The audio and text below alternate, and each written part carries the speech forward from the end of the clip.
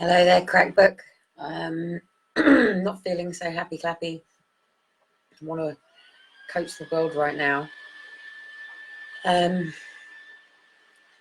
really want to talk about child trafficking in the UK. I mean, this shit is real. This shit is going on, whether people want to believe it or not.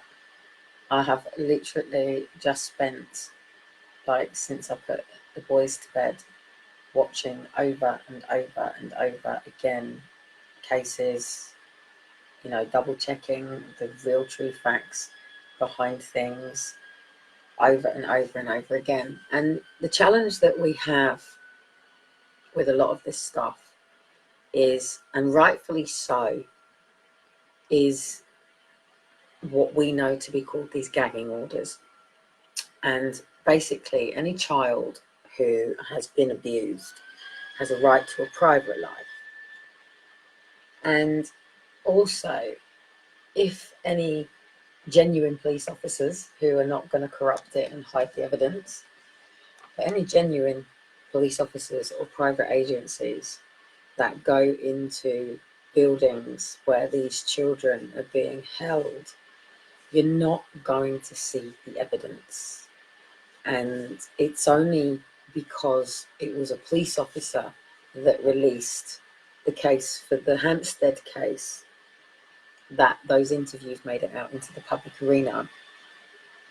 And the challenge is, you have to forgive me, I've got a really bad body today. Yeah, we had a lovely day, Maria, thank you. It was Elijah's birthday today, but Elijah's birthday got me thinking a lot today about all of the parents out there that aren't going to get to see their kids for their birthdays, who don't have to worry about putting balloons and banners up, who live in a void of pretty much sleeping their kids' birthdays away. And I've been challenged this week quite a lot on my Facebook by people who know me, and they know that what's happened to me is wrong, and they're curious about what's going on in the bigger picture. And they support me because obviously they knew me prior to Aaron and Faith being taken, and it's sort of unfathomed a lot of people, because it's like, one minute there was this crazy Fruit Loop mother who had 4 kids and was building Challenge Britain and running around the country asking a lot of questions, and then all of a sudden, 2 of the kids have gone, and I'll come out to say that my kids have gone, and it shocked a community to the point that we had 5 suicides within my community that ultimately couldn't take the level of emotion that comes with this. And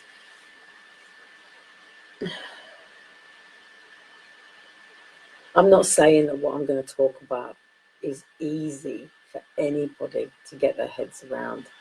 And I remember once when, obviously, a lot of the work that I first started was in the Congo, and this is what got my goat right at the beginning of why I decided that I was going to stick with Hope for Justice and things like that, and why I was going to go into this world.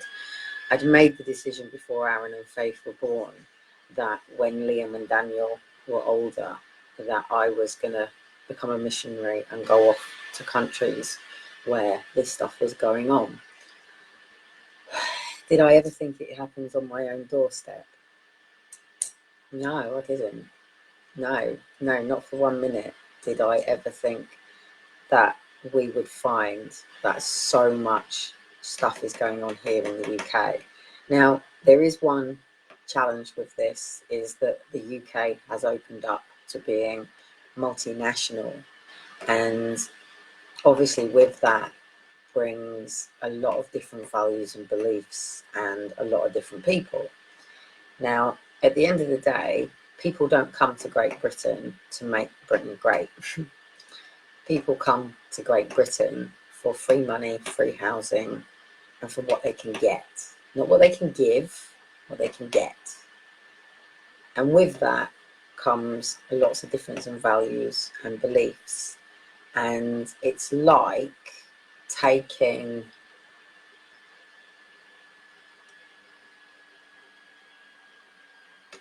milk chocolate, melted milk chocolate, and then getting a load of dark chocolate. I'm not actually talking about white and black people here. I'm talking just how things mix together. So it's like taking white chocolate and wanting to protect the innocence of that white chocolate, and then getting a load of brown chocolate and putting it in and expecting it to come out as white chocolate. That isn't going to happen. And we here in the UK don't have a core structure, value and belief. We sit under Henry VIII, which is what has completely depleted what we knew in this country to be marriage. Willy-nilly sex is the norm. To be gay or transgender is the norm. And the next step is going to be for paedophilia to be the norm. It's called tolerance, and it was the devil's greatest trick, that he wanted to create a world where people were tolerant of things that were going on that should be shut down. And what is going on in all of this, and I tell you what, I don't cope very well with this, by the way, and you can call me a fruit loop as much as you like, but when somebody like me, who is an empath, autistic, if that's what you want to call it, they try to say we have no empathy, but actually it's completely the opposite way. When I watch, I've just got rid of the video that I was watching. I was going to play exactly what was said.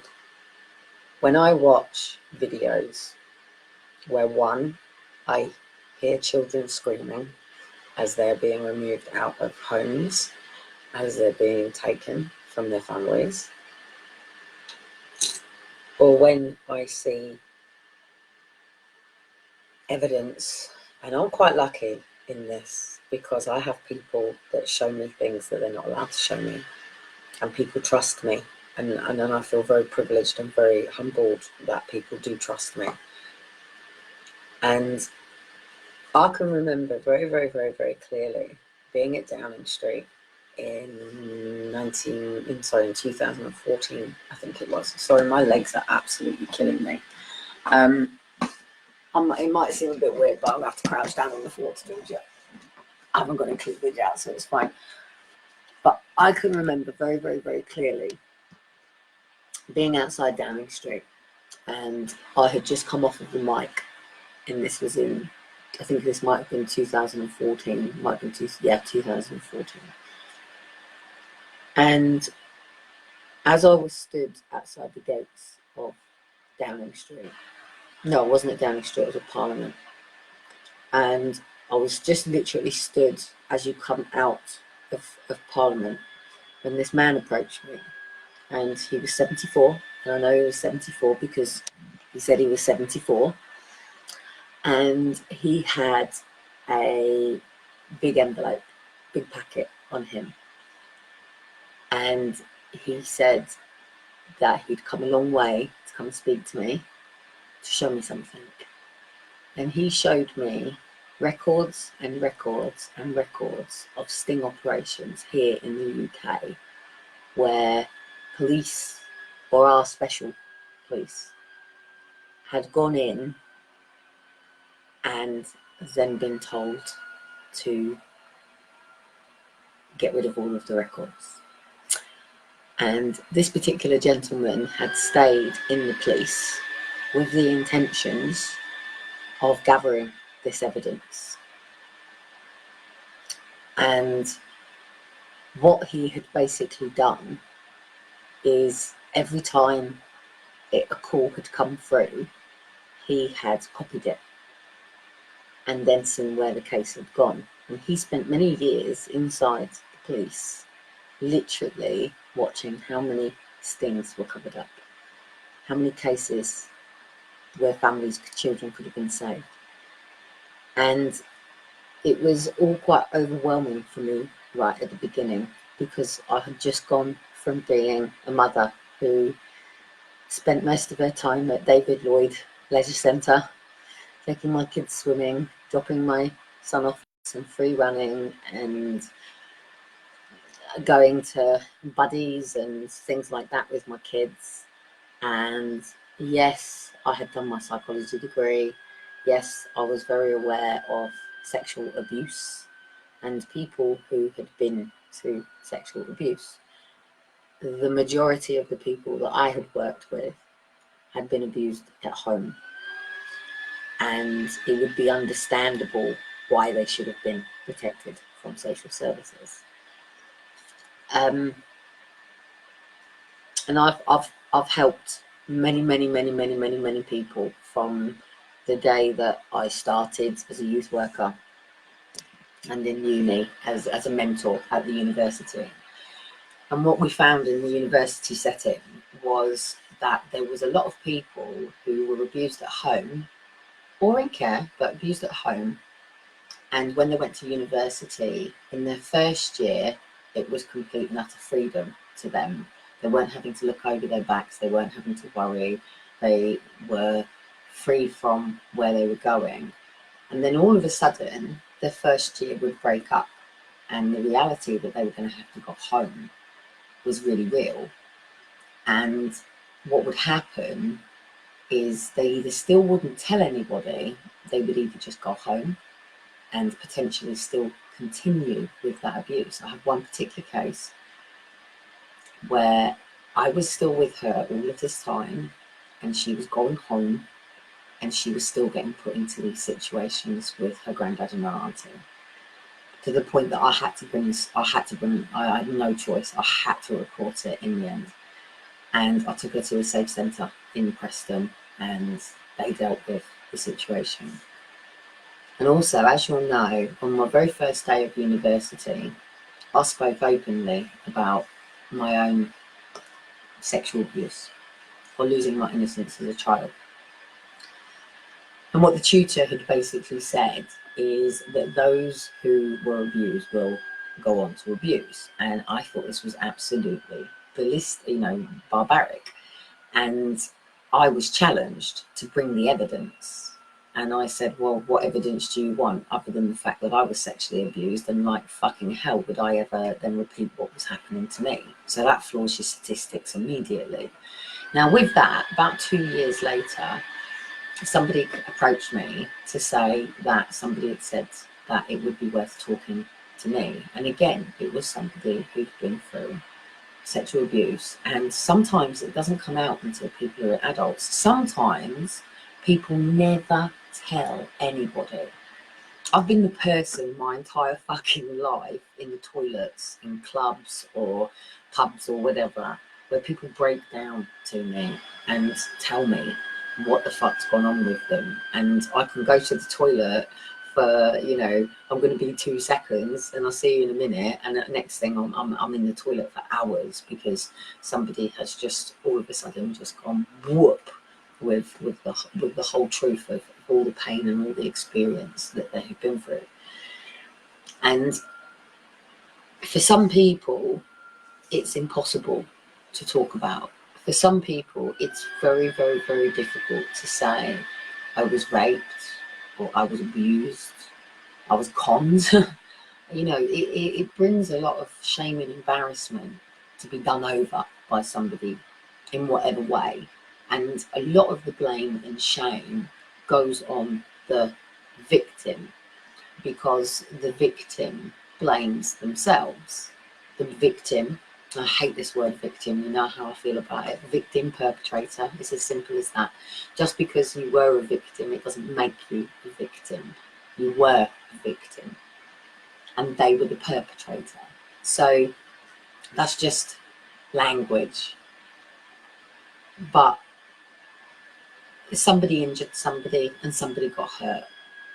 And when we get hurt by somebody, it can create a lot of embarrassment because we feel mugged over, we feel shame, we feel guilt, we feel what could we have done to have stopped it, what could we have done to have changed it, did we cause it, did we lead them on, is it something that we did, is there something that's wrong with us, and especially if you become a repeat victim, so to say, because people who are very empathic will find that people want to damage them because we see things that other people don't see, we feel things that other people don't feel, and we speak the truth that other people won't speak. And people with a lot of energy will attract vampires. That's the way it works. And one of the tools that is used to break the human soul is to take away the innocence. And what I'm finding very difficult about all of this stuff that is going on is that it's not as cut and dry as there is a victim and there is a perpetrator. It's not like you're talking about one-off different events that are going on and then the good old policeman steps in and saves the day and gets us justice. You're talking about something that hasn't changed within society properly, and it isn't really that long ago where the kings and queens used to lounge around and have fans and pet boys walking around in thongs and, women, 5 or 6 women, giving blowjobs and, serving their sexual needs and things like that. It really, really, really wasn't that long ago at all. And in fact, what they did is they created sodomy in order to make gay illegal, the acts of gay, so the acts of a dick penetrating an anus to be wrong. Now, what I see is when you walk down the streets and you see somebody homeless on the streets, it's become so normal. It's still me, it breaks my heart. I sit in my car and I see people on the streets and I can tell the difference between, those who are genuinely on the streets and those who are career beggars. And they are career beggars and they make a lot of money. In fact, Liam actually offered to cut the hair of many people who are on the streets, and a couple of them even said to him, well, no, because I won't look homeless then. He was quite shocked by that statement. But anyway, we're born and we come into the world as a male or a female, a penis and a vagina, but never are we taught properly about our bodies and our anatomy. I got 2 boys in there that if I left them to play with their little thingy-majig, they'd play with it all bloody day. I have raised 5 boys, well, I haven't actually managed to raise one of them, but, and a girl, and I know full well people are arguing that children are sexual. Yes, they are.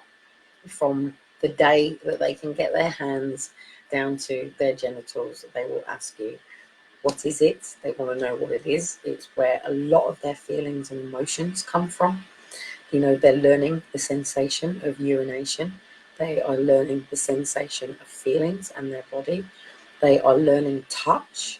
They are learning how to feel. They are learning that they cry, they get upset, happy, anger, that things make them laugh and some things don't.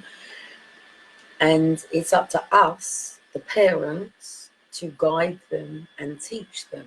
However, we, the parents, don't get to fucking raise our kids because we in the Western society, it has become desensitized and normal, and the normal process that everybody does is that you push your baby out of the womb, and now at the age of 2, and actually many mothers have to go back to work at 6 months, baby at 6 months, I think the maternity structures have slightly changed now, but I'm officially still meant to be on maternity, but that hasn't quite worked out very well for me. But we hand our children over to not just one person, but multiple people very, very, very, very, very soon. In fact, now in the Western and whatever worlds, when you have a baby, the the child is handed by hands and hands or automatically, because the baby is taken out by the midwife, handed over to the junior midwife, moved along to the consultant and to the pediatrician. Paedophile, yes, actually, to the fucking paedophile, and this is the problem. But the baby's hands, it's like if you went and picked a little chick out from its nest and then you handed it around an entire classroom of people, you would kill that chick. It would die. It's as simple as that. It's exactly the same as a butterfly. If you allow for a butterfly to land on your hand and fly off, that's okay. But if you touch the wings of a butterfly, you've just killed it. When a baby is born, it is meant to be with the mother and on the mother's breast. The greatest healing for a child is the breast milk of a mother. It contains your vitamin B12. Hence why they don't want you breastfeeding your kids, because you are giving your kids vitamin B12 immediately. In fact, you actually, through breast milk, give your children everything that the immunisations give them. It also has cannabinoids in the breast milk, natural balance for the amount of cannabinoids that is needed. And they know this. They know this. Hence why they used to say breast is best. They don't follow this now. It's easier. Could you imagine if every mother breastfed, they would need no reason for the £1 billion industry of fake milk. But my point is a child needs its father, its mother, and its surrounding family, the grandparents, the aunts, the uncles, the cousins. We were given this way, hierarchy, if that's what you want to call it, for a reason. And that reason is because a child has different levels of the level of contact that it has with another person. And it really is that a baby will be under a mother's wing predominantly up till the age of 8. In fact, the back teeth here are designed to breastfeed until a child is 8 years old. This is how fucked up we have become. People will look at me for breastfeeding my now 3-year-old, and rather than going, wow, fucking hell, mother has managed to continue breastfeeding a child against all of the stereotypes that go on that you're meant to stop feeding at the age of 2, is actually, as a mother, completely sacrifice her life to be able to continue feeding, because it's a full-time job feeding a child. Actually, it's 370 calories a feed. Hence why I'm skinny bitch at the moment. I'll probably get fat when I stop breastfeeding. But at the end of the day, that has been achieved. Now, if you had seen Elijah when the police took him and took him off the breast, you were talking about a whole different child. The way he came back onto me when Shiloh was born was fast. He literally just snuck straight through and pulled Shiloh out and went straight back onto me.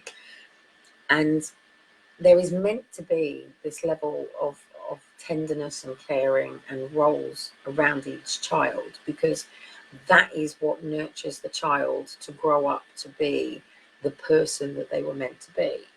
And that is on the basis that obviously you have really good parents. But at the end of the day, children will shine through anything. It's just the fact that they're their parents. And this handing your child over to the state, and Liam must be home. My window's just gone and all the air has just come through my flat.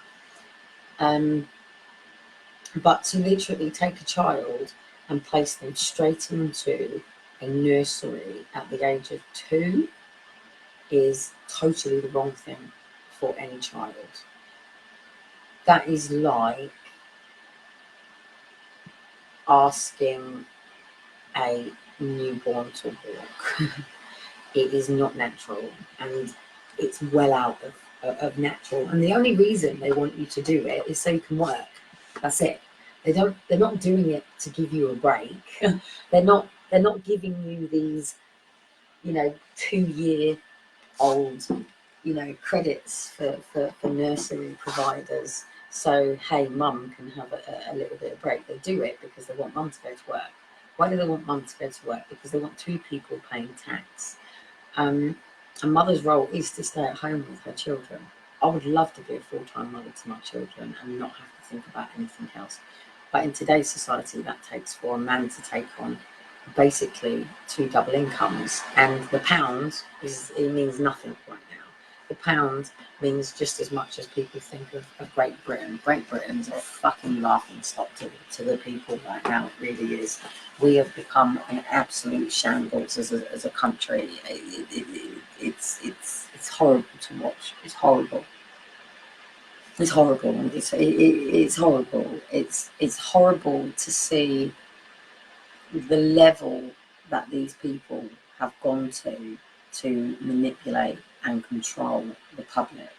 It's been one of the biggest scams ever, and it has. It's one of the biggest scams ever.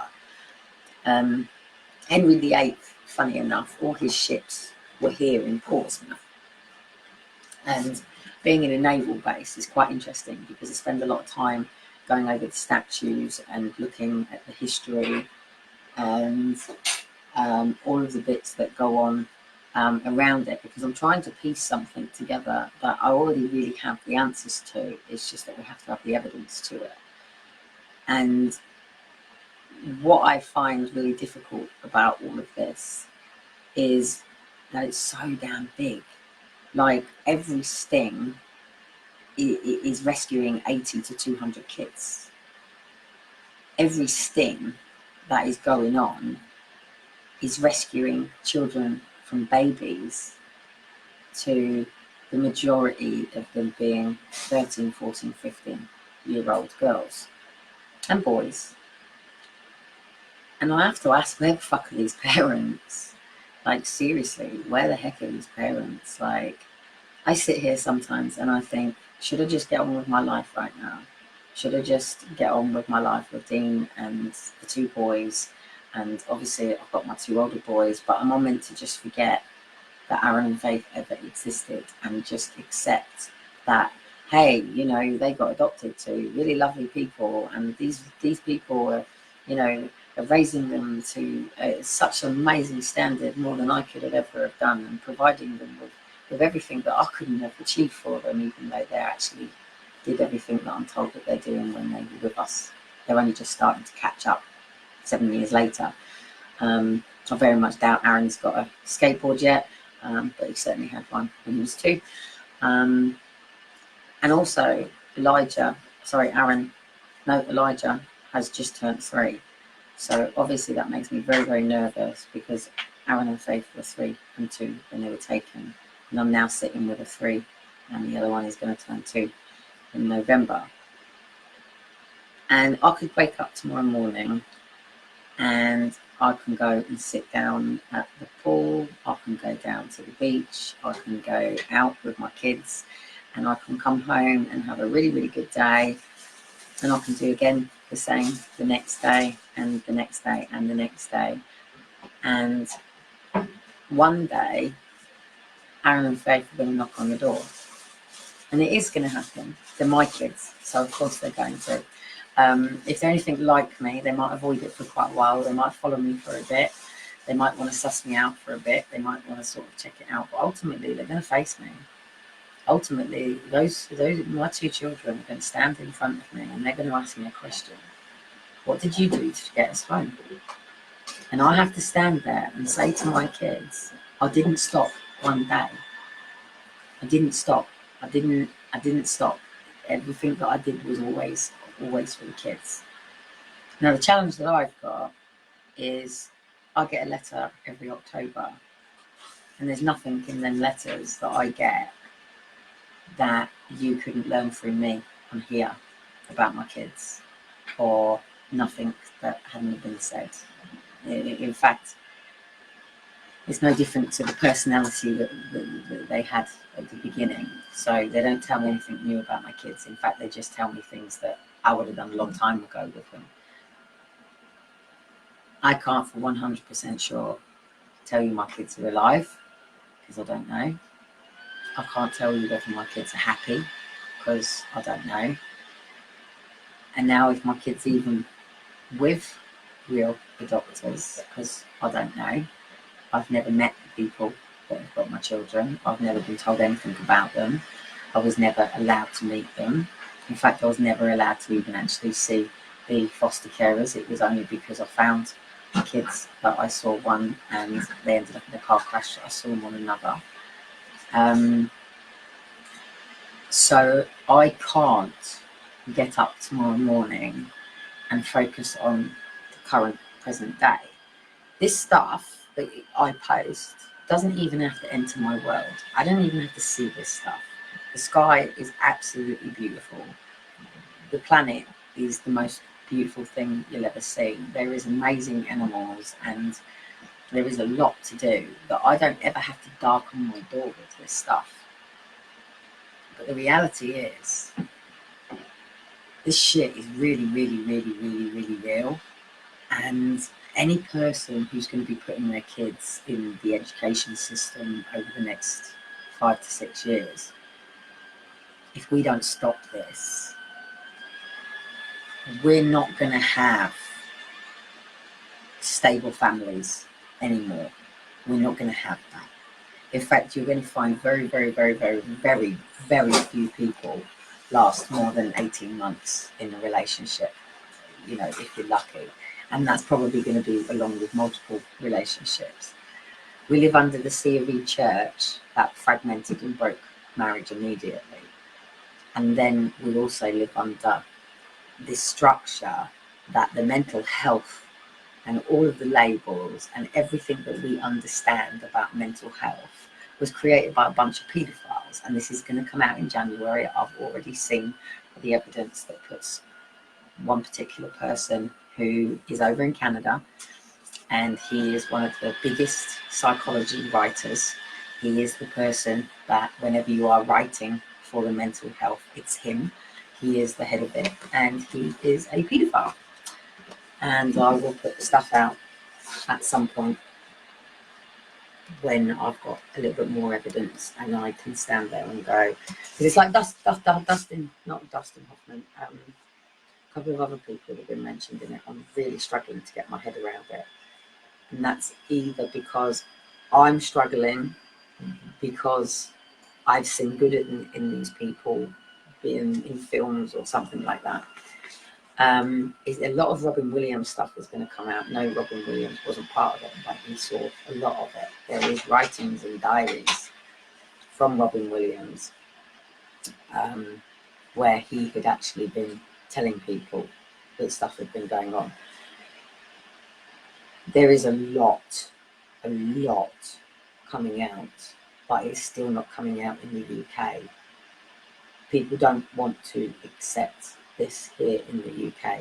I think we just seem to have a different attitude here where we believe, oh yeah, it happens to the kids in Cambodia and it happens in these sort of places, and okay, we can send a little bit of money to save the children and all of that. But what we tend to find with a lot of these organisations or these frontline people is they tend to actually be the fucking root of it in the fucking first place. And this I find very difficult. I get it. People accuse me of all sorts, FEA being a cover and everything. So I get it. But when you're having to look at people, and I said on a post earlier on, I've watched 30 stings today. And over the last couple of weeks, well, I get sent the stings all the time. People PM me stuff all the time, or send me stuff, or get tagged in stuff, or stuff like that. So, and I pretty much know the majority of them that do the stings. So, and there's a lot more that have joined over the time, but you know, obviously this all come out of 2013. So, Someone actually said today that if I wasn't in this, it would be like a Sunday roast without the veg. So I do believe, obviously, I'm quite pinnacle with all of this sort of stuff. But what I'm finding very difficult is I'm taking on the emotions and feelings and trauma and demons of every case that I'm getting involved in or reading or understanding. And the challenge that we've also got as well is they've got parents so in fear that if you work with somebody like me, or if you challenge the system in any way, shape, or form, they'll threaten you even more to take your kids. To be honest, actually, a number of social workers are getting to the point now that they had actually called me in themselves because they get that I can get the parents to come through the other side. But that's when we're talking about very genuine cases where people actually do need help and they do want them to come through the other side.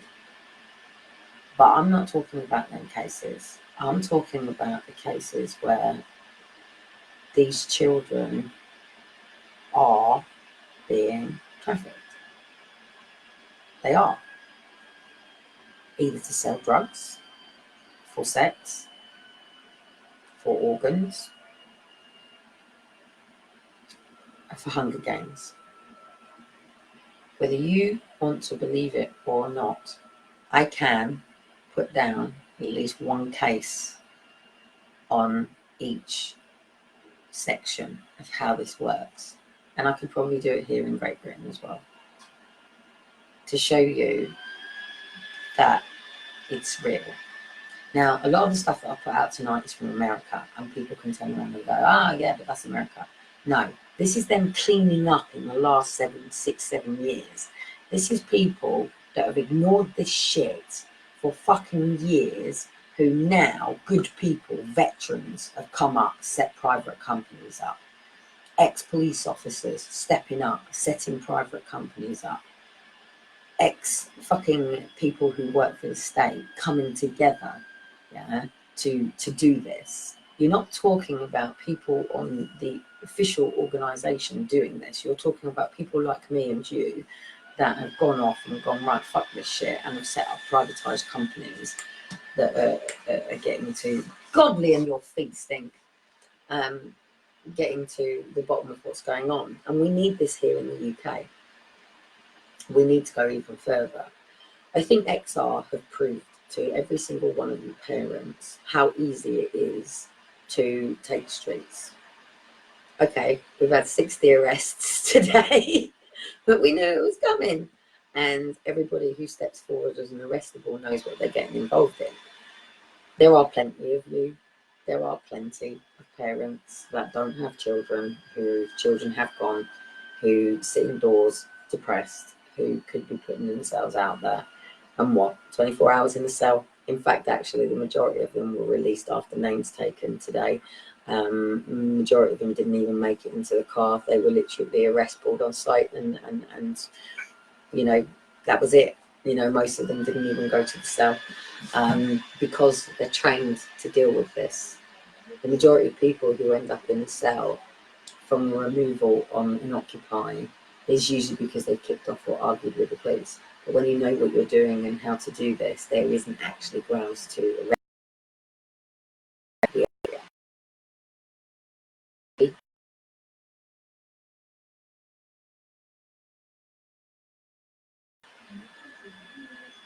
My signal's just gone.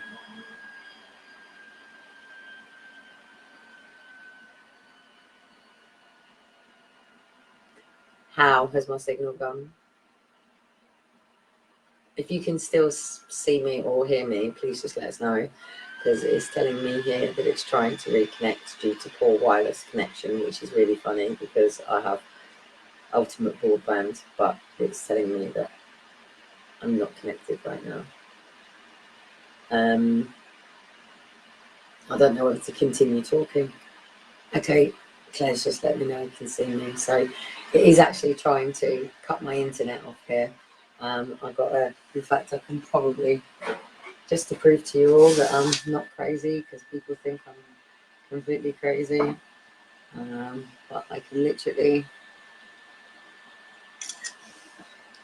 And I can go onto my phone, because people think I'll make this shit up. They go, oh, you're not being this, and the police aren't monitoring, and all this sort of stuff, but bollocks they are. So just to prove a point. So if you can hear me and I can carry on, then I'll carry on. But just to prove a point, I have just posted a photograph of my screen, because people think that I'm joking about all this interruption and stuff like that. I have BT Ultimate broadband, high speed, no issues. In fact, they'll even pay your month back if you get shit. There is no signal problems here in this house whatsoever. So Claire, if you can hear me, can you just send me a smiley face or something, and then I can carry on. So just flag me to say yes, you can carry on talking, or no, we've lost you. That'd be great, because there's no point in me talking. I might as well just cut out if it's gone. Anybody there?